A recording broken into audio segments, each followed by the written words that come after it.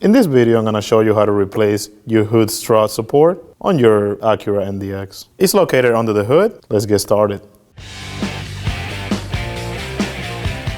For this job, we're going to be using a small screwdriver like I have over here.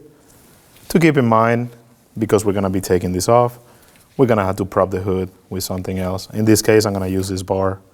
We're going to start on the top part of the strut, and all we need to do is get our tool in here and move it out.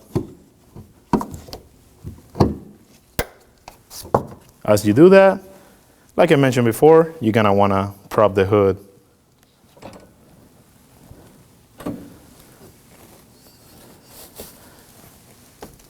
Make sure it's in a nice, safe, secure location so it doesn't fall on your head.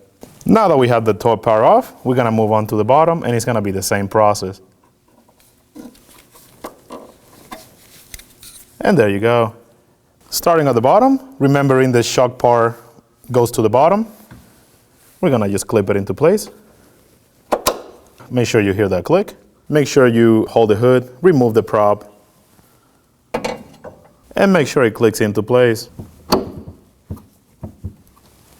And you're all set.